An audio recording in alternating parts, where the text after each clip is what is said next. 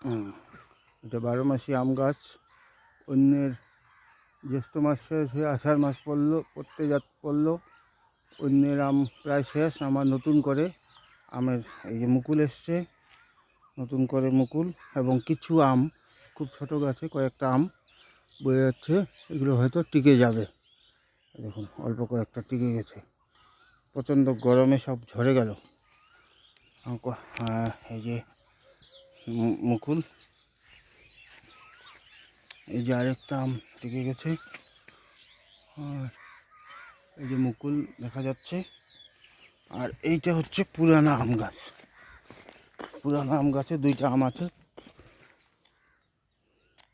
এই যে একটা আর এই একটা।